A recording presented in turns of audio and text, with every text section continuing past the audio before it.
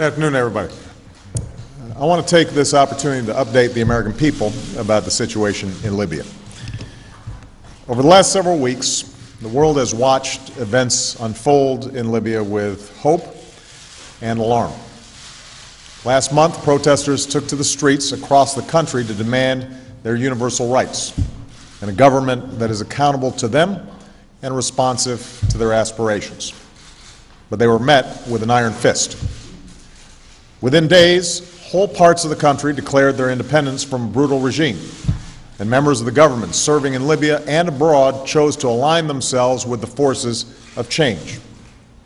Muammar Gaddafi clearly lost the confidence of his own people and the legitimacy to lead.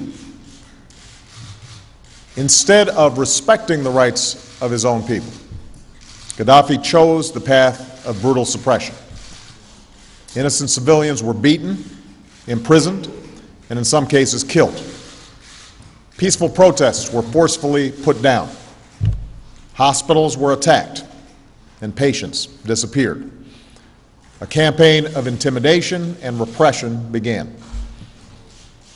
In the face of this injustice, the United States and the international community moved swiftly. Sanctions were put in place by the United States and our allies and partners.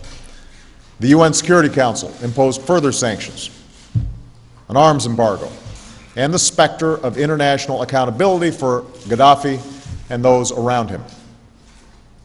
Humanitarian assistance was positioned on Libya's borders, and those displaced by the violence received our help. Ample warning was given that Gaddafi needed to stop his campaign of repression or be held accountable. The Arab League and the European Union joined us in calling for an end to violence. Once again, Gaddafi chose to ignore the will of his people and the international community. Instead, he launched a military campaign against his own people. And there should be no doubt about his intentions, because he himself has made them clear. For decades, he's demonstrated a willingness to use brute force through his sponsorship of terrorism against the American people, as well as others, and through the killings that he has carried out within his own borders. And just yesterday, speaking of the city of Benghazi, a city of roughly 700,000 people, he threatened, and I quote, "We will have no mercy and no pity." No mercy on his own citizens. Now, here's why this matters to us. Left unchecked, we have every reason to believe that Gaddafi would commit atrocities against his people. Many thousands could die. A humanitarian crisis would ensue. The entire region could be destabilized, endangering many of our allies and partners. The calls of the Libyan people for help would go unanswered. The democratic values that we stand for would be overrun. Moreover, the words of the international community would be rendered hollow. And that's why the United States has worked with our allies and partners to shape a strong international response at the United Nations. Our focus has been clear: protecting innocent civilians within Libya and holding the Gaddafi regime accountable. Yesterday, in response to a call for action by the Libyan people and the Arab League, the UN Security Council passed a strong resolution that demands an end to the violence against citizens. It authorizes the use of force with an explicit commitment to pursue all necessary measures to stop the killing, to include the enforcement of a no-fly zone over Libya. It also strengthens our sanctions and the enforcement of an arms embargo against the Gaddafi regime. Now, once more, Muammar Gaddafi has a choice. The resolution that passed lays out very clear conditions that must be met. The United States, the United Kingdom, France, and Arab states agree that a ceasefire must be implemented immediately. That means all attacks against civilians must stop. Gaddafi must stop his troops from advancing on Benghazi, pull them back from Ajubia, Misrata, and Zawiya, and establish water, electricity, and gas supplies to all areas. Humanitarian assistance must be allowed to reach the people of Libya. Let me be clear. These terms are not negotiable. These terms are not subject to negotiation. If Gaddafi does not comply with the resolution, the international community will impose consequences, and the resolution will be enforced through military action. In this effort, the United States is prepared to act as part of an international coalition. American leadership is essential, but that does not mean acting alone. It means shaping the conditions for the international community to act together. That's why I've directed Secretary Gates and our military to coordinate their planning, and tomorrow Secretary Clinton will travel to Paris for a meeting with our European allies and Arab partners about the enforcement of Resolution 1973. We will provide the unique capabilities that we can bring to bear to stop the violence against civilians, including enabling our European allies and Arab partners to effectively enforce a no-fly zone. I have no doubt that the men and women of our military are capable of carrying out this mission. Once more, they have the thanks of a grateful nation and the admiration of the world. I also want to be clear about what we will not be doing. The United States is not going to deploy ground troops into Libya.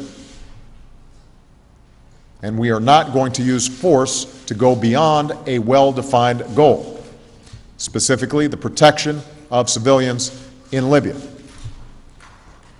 In the coming weeks, we will continue to help the Libyan people with humanitarian and economic assistance so that they can fulfill their aspirations peacefully. Now, the United States did not seek this outcome. Our decisions have been driven by Gaddafi's refusal to respect the rights of his people and the potential for mass murder of innocent civilians. It is not an action that we will pursue alone. Indeed, our British and French allies and members of the Arab League have already committed to take a leadership role in the enforcement of this resolution, just as they were instrumental in pursuing it. We are coordinating closely with them. And this is precisely how the international community should work, as more nations bear both the responsibility and the cost of enforcing international law. This is just one more chapter in the change that is unfolding across the Middle East and North Africa. From the beginning of these protests, we've made it clear that we are opposed to violence.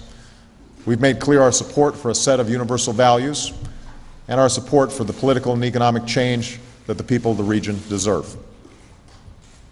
But I want to be clear that change in the region will not and cannot be imposed by the United States or any foreign power. Ultimately, it will be driven by the people of the Arab world. It is their right and their responsibility to determine their own destiny. Let me close by saying that there is no decision I face as your Commander-in-Chief that I consider as carefully as the decision to ask our men and women to use military force, particularly at a time when our military is fighting in Afghanistan and winding down our activities in Iraq. That decision is only made more difficult. But the United States of America will not stand idly by in the face of actions that undermine global peace and security. So I've taken this decision with the confidence that action is necessary and that we will not be acting alone. Our goal is focused, our cause is just, and our coalition is strong. Thank you very much.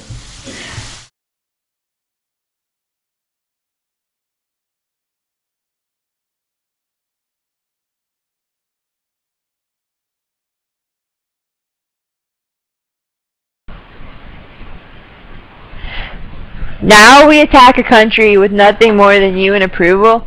Where is the outrage that the President did not go to Congress at all? Even the rotted Bush allowed Congress to vote on his resolution to attack Iraq. Congress dropped the ball then, but at least they were allowed to vote yes or no. In this case, we the people were bypassed altogether. Talk about having lost our compass. In the depths of being broker than broke, we launched yet another illegal war. We have a thoroughly non-representative government, and a majority of Americans actually oppose this war. You know, if there was ever a time to water the tree of liberty, this is about as close as it gets. We need to re-energize ourselves and follow in the footsteps of our founders with the real revolution. Like, for example, 1 million people converging in the capital and refusing to leave until the government is toppled, kind of like Egypt. It is our resource at this point, our only resource at this point. Ever since the Federal Reserve came into existence in 1913, our long-standing forsworn enemy, the British, suddenly became our friend. And the United States started going overseas and fighting all of Europe's dirty imperial wars for them, beginning with World War I, with the Americans paying the bill. I don't know how or why so many Americans put up with it. War after war after war after war, lies after lies after lies, trillions of dollars wasted, and millions of innocent people slaughtered. People don't realize that this country never really won the American Revolution. We only won it temporarily, but the international bankers prevailed. But it's impossible to reclaim our country now. When they run the media, have all of the guns, own the judges, the jails, the election system, and have the CIA at their disposal. We're living in the 21st century's version of the Middle Ages. Also, you know, Venezuelan President Hugo Chavez condemned what he called indiscriminate bombing by the U.S. and its allies in Libya, saying Sunday that the assault is unjustified and will only unleash more bloodshed. Cuba's government also criticized the attacks and called for the conflict to be resolved through negotiation. Chavez said that the U.S. is after Libya's oil and warned President Barack Obama not to try any similar intervention in the South American country. With Venezuela, don't even think about it, Mr. Obama, he said. Congressman Charles Rangel, to top everything off, on Thursday introduced the Universal National Service Act, commonly referred to as the draft bill.